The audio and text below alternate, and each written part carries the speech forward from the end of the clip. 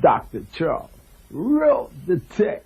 The 90s, aka the golden age of hip-hop and R&B, produced insane talents that some may still recognize today, many going on to have long-lasting careers, while others have come and gone like the wind. Numbers are important, but what's even more important is how you leave your mark on the industry, and DeVante, Dalvin, Casey, and JoJo have not only kept their foot on our necks, they've completely dominated the R&B scene for years and changed the state of music as we know it. Nicknamed the bad boys of R&B, their mysterious attitudes, rebellious nature, and sensual voices combined with their fake shy-like innocence are what differentiates these men from the rest. From rolling with Death Row and being mentored by the infamous Suge Knight, relationship scandals with Madonna, Mary J. Blige,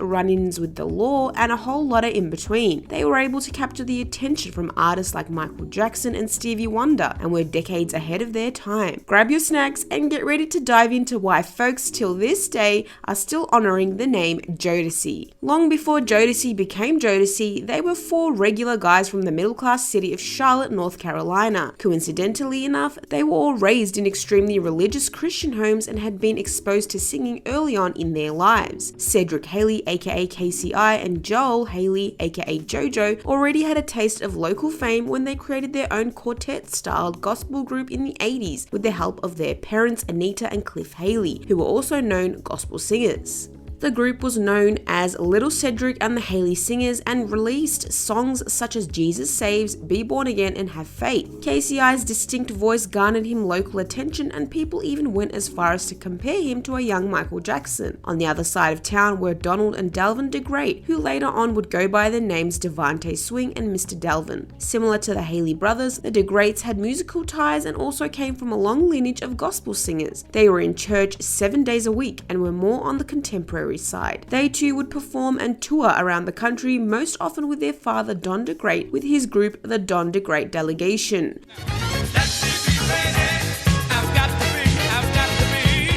The DeGreats and the Haleys knew of each other due to both sets of brothers making waves around their city, but never actually met. That is until one day a member of a gospel girl group called Unity was dating Casey at the time and convinced the DeGreats to meet up with her then boyfriend. The brothers agreed, and one day they all pulled up to the Haley studio. Casey seemed to have had the wrong impression because not too long after the meetup, Casey pulled out a gun on Dalvin because he was convinced Dalvin was talking to his girl.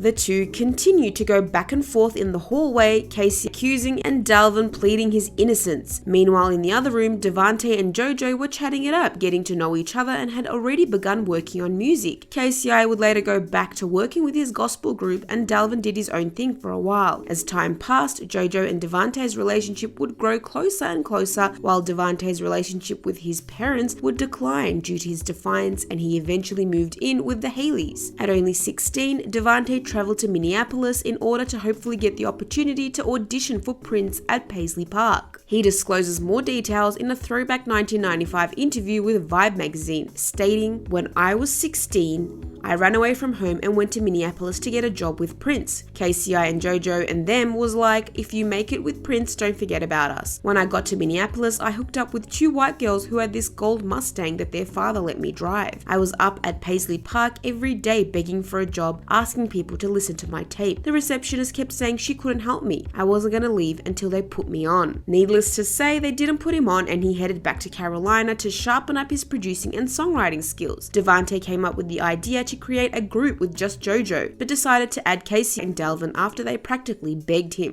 DeVante was determined and really strived to get his new formed group noticed, and he did everything he could to do so. He was the group's producer and main songwriter and set out to write a demo tape which included 29 songs to present to label executives over at Uptown Records in New York. Little did he know this tape would forever change their lives. But before we dive into the nitty gritty, let's take a step back. Let me set the tone for y'all. The year is 1989. DeVante hits up his younger brother Dalvin and asks if he's down to join them on their trip to New York, since at this point Dalvin is kinda in the group but not really because, you know, brothers. To which Dalvin eagerly agreed, and not long after, the group is on the road with only 300 $1,500 in their pockets and no place to stay, the boys are determined to get signed but run into a little problem. They have no idea where they're going. With the help of a Yellow Pages phone book, they find the location in Brooklyn. Upon arriving, they run into yet another problem. They don't exactly have an appointment. They plead with their Uptown receptionist to allow them entry, and to their surprise, she lets them in.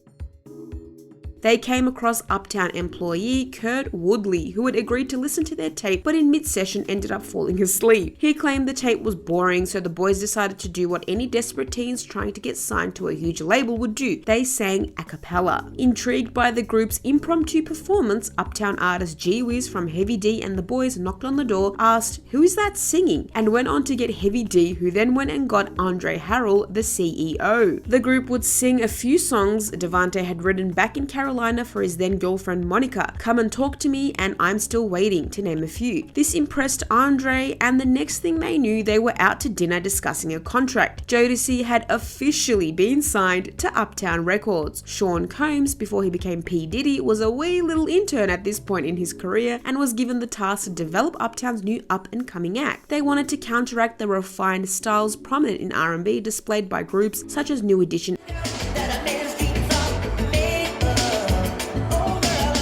and Boys to Men.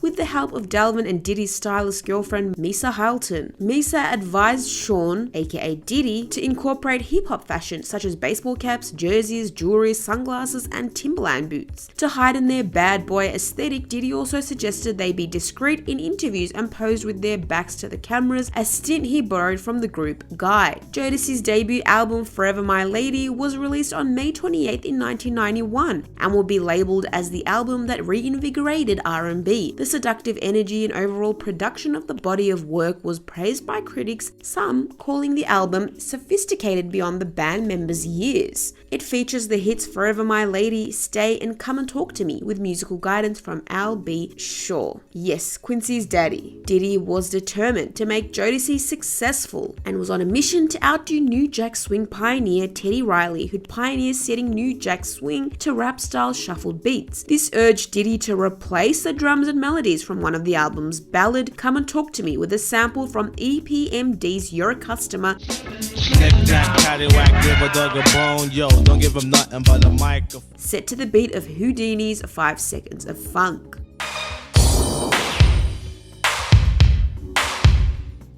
He quickly realized that adding hip-hop samples to traditional R&B songs would garner attention from fans of both genres, which would result into higher charting on Billboard charts. In conclusion, a new formula known as the remix was born. In its first week, Forever My Lady had debuted at number 1 on the top R&B album chart and peaked at number 18 on the US Billboard 200. Come on and let us squeeze you. With the hit Come and Talk to Me debuting in the top 20.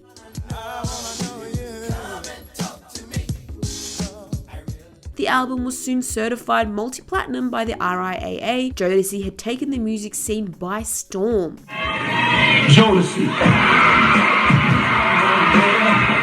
Dalvin would describe the group as a black Guns N' Roses due to his and DeVante's ability to play multiple instruments combined with their tattoos, party lifestyles, and lack of choreo. Jodeci were at the starting peak of their careers, and it was around this time that 22-year-old DeVante had a plan of starting his own movement within a movement. With his ear for musical talent, he began recruiting talent from all over the country. Songwriters, producers, singers, engineers, you name it. He had formed several groups, one of the first being the group Sister, which featured a young Missy Elliott. Through this process, he also discovered a young Genuine, Timberland, Stevie J, Static Major, and more. With so much talent under his belt, they'd create a collective stint under Elektra Records that never came to fruition. Swing Mob, also commonly known as the Bassment Crew. They all lived together in a complex across the street from the Bassment studio, which DeVante had rented out for his artists. It was something like a musical boot camp. Swing Mob alumni Daryl Pearson recalls, "We would go to sleep, wake up constantly, all day long. It was just music. We would clown around, but we were serious about what we did musically. We worked like crazy." Stevie J recalls a time where he says DeVante's bodyguard and cousin were going around slapping folks the F up, but said DeVante knew not to try that with him. He allegedly got into a fight with Jodeci lead singer Casey and ended up taking a liquor bottle to the head that he says left a permanent scar over his eye. Aw, Stevie. All right, so all of them was in the studio.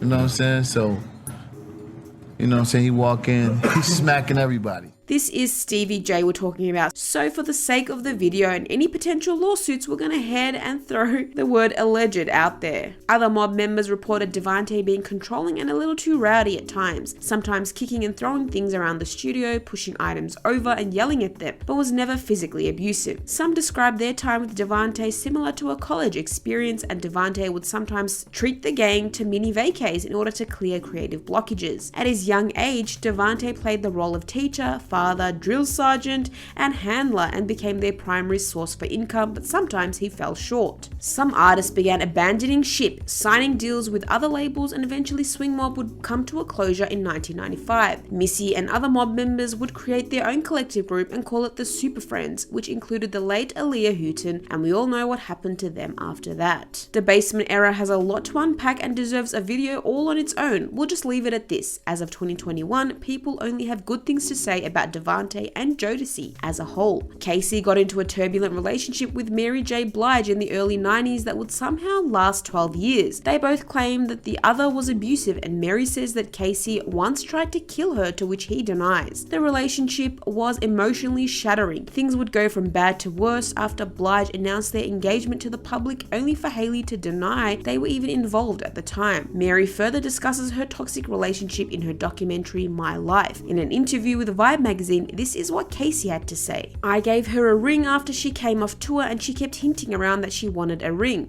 I never agreed to marry Mary J. We never talked about starting a family or anything like that. We were not as serious as people thought. She wanted the world to think that we were living a fairy tale, and all of a sudden I ended it. The feelings were never mutual. We would do shows together, and afterwards I wanted to hang out with the guys and party and talk to fans. Mary would go crazy. She would come up to my hotel and bang on the door screaming and hollering at the top of her lungs until I came out. She would come up to me at parties and disrespect my company. I had to be careful because if she saw me with a woman, she would try to start fights and put on a big show. It was crazy." Jodeci were living their best lives despite all the rumors that had been circulating around. Parties, alcohol, girls, you all know the rock star formula. The DeGrade parents weren't pleased about their young son's career or the choices they were making. On July 23rd, 3/4 of the group were celebrating Dalvin's 23rd birthday while working on their follow-up album. They noticed DeVante's absence from the festivities but didn't think much of it. After calling his phone without an answer, they'd been alerted that DeVante had been the victim of a brutal robbery where he was found tied up and badly beaten. He'd been robbed of $160,000 worth of jewelry and clothes. In his Vibe interview, he recalls the incident. "They had a gun in my mouth and one to the back of my head," he says easily. "Talking about kill him. I sleep lighter now. Shit made me want to F up a ninja. I'm in trouble for guns, but you won't catch me not packing." It was at first it happened on my birthday. Okay. And we didn't know anything about it. Jodeci's second album, Diary of a Mad Band, was released at the end of 1993 with some members of Swing Mob being listed as writers and features. The album skyrocketed to #1 and produced the hits Fiendin', My Heart Belongs to You, and one of their biggest hits to date, Cry For You.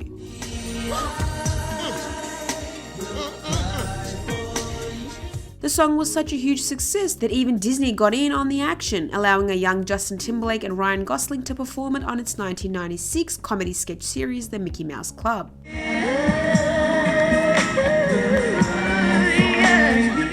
The R&B rock stars were not slowing down anytime soon. During the 1994 Billboard Music Awards, they met Death Row Records CEO Suge Knight, who had already taken a liking to them. He'd become a mentor and eventually their manager after the group realized their contract with Uptown wasn't giving what it was supposed to have. And it wasn't adding up.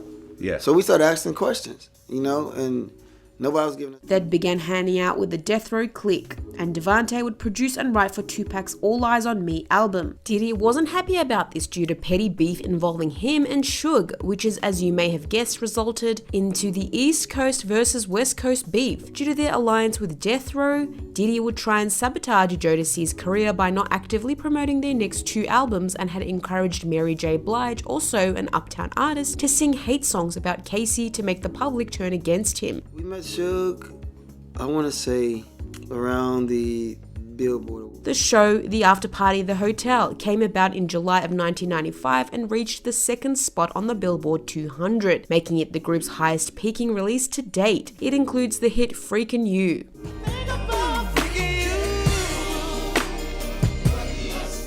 The group would later go on a hiatus in 1996. During this off time, DeVante would write and produce for artists over the years, ranging from Mariah Carey to Michael Jackson. He also would urge for Casey and JoJo to create their own duet group. That same year, Casey and JoJo would be featured in Tupac's hit song How Do You Want It?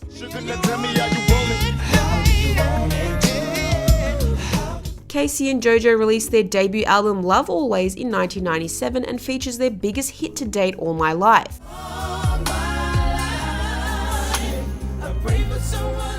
The song stayed #1 on the Billboard Hot 100 for 3 weeks and was even nominated for a Grammy. In 2001, Casey had been charged with 24 counts of lewd conduct and indecent exposure following an incident during the December 16, 2000 Jingle Ball concert in LA. Probably drunk off the Henny, the singer exposed his genitals twice to the crowd of over 4,000 people. Drunken performances would become a norm for the duet, and their fans kind of expected it. And you say loyalty? Over the years, that duo have made numerous guest appearances on reality TV shows and in 2010 created their own reality TV series, Casey and JoJo Come Clean, which further dibbles into their relationship with alcohol and each other. Casey is the father of 3 and married his longtime girlfriend Cassandra Chestnut back in 2017. His son Devin Haley is also in the industry. Casey suffered a stroke back in 2018 and is now trying to turn his health around, and in 2020 he got back to his gospel roots and put out a newly recorded rendition of his song Jesus Saves. JoJo had dipped in and out of rehab, his last visit being in 2013. He released his first solo song Special in 2020 and started his own record label JT Entertainment with his wife Toshanda along with their kids and nephew Devin, and they're all included in the roster. You can catch his daughter Sequoia on WeTV's Growing Up Hip Hop. Pretty boy Dalvin had also been doing big things, working with artists such as Tupac, Mariah Carey, Wu-Tang Clan and Bobby Brown. He caught his first big solo break in 1999 when he signed with Madonna's label Maverick Records after hearing his work on Bobby Brown's album. He released his debut solo album, Metamorphic, in the year 2000 and had begun working on his follow-up album Metamorphic 2 with appearances by Method Man, Redman and Ludacris, but due to label disputes it was never released. Back in 2015 he shocked fans when he introduced his daughter to the world via Instagram after alluding to the fact that he didn't have any children during a Breakfast Club interview. Guess it was one of those not hiding the kid from the world but hiding the world from the kid situations. Back in 2020 he released a few more solo songs and as of 2021 is currently working on another solo album. From the looks of his IG page, he's still as stylish as ever. Now for the question of the evening, where in the world is DeVante? Well, he's still producing for artists, the latest being Bryson Tiller and Jodeci's latest album back in 2015. Dating-wise, around 1994, DeVante had been linked to artists like Pink during her biracial phase and Madonna. Yep, you heard that right. It's no secret Madonna had an addiction to high doses of melanin back in her heydays, if you get my drift. He also got a huge tattoo tatted on his face sometime around 1998, before it was trendy. DeVante has kept a low profile over the years, and getting an interview from him is like finding a needle in a haystack. In an interview with The Breakfast Club, Dalvin had stated that DeVante had developed a fear of flying and that he takes tour buses and cars everywhere, reason being why he rarely appears in anything Jodeci related nowadays. In 2010, DeVante was caught on surveillance cameras at a subway in California and was later seen being escorted out by LAPD for public intoxication. In the late 80s, he had 2 kids that no one knew about till later on, and allegedly had another daughter with someone named Arlene. They were raised by their grandparents and his son Justin has followed in his dad's footsteps. In 2019, his daughter Diana revealed via Instagram that she had been stripping and felt forced into the profession due to homelessness. I can feel your side eyes through the screen. But wait, before you all go pointing fingers at Daddy DeVante, she does seem to take full accountability and often praises her father and often talks about her love for him. We love to see it. In 2010, DeVante was caught on surveillance cameras at a subway in California, tackling his group along with his collective swing mob, all whilst being a main writer, producer and director is not an easy task, especially for a young 20-something, but he made it work and is currently enjoying the flowers of his labor. Jodeci linked up at the 2014 Soul Train Awards to prepare for their up-and-coming fourth studio album, The Past, The Present, The Future, and would be their first performance as a foursome in nearly 2 decades. The official Jodeci YouTube account showcases behind-the-scenes content leading up to the big reunion. The Past, The Present, The Future was released in 2015 and would be the group's first album in 20 years. Swing Mob alumni Timbaland is credited as a producer and it debuted at number 2 on the US Billboard R&B albums chart. The official lead singer Every Moment was released on January 28, 2015. As of 2021, everyone seems to be doing their own thing and they're all still highly supportive of each other. DeVante now owns his own ranch. All 4 members have confirmed that Jodeci have not nor will ever split up and constantly reminds fans that they're a tight family. From the baby-making bops, amazing stage performances, and well put together production, Jodeci once took the world by storm. They gave us trend-setting fashion and would end up becoming the standard that evolved music today as we know it. They took R&B and added a little razzle-dazzle which set off a chain reaction around the globe. Their influence can still be heard today. Back then, but how about now?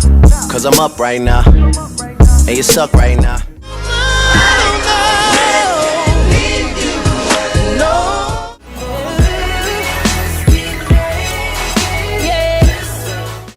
I think I lie for you.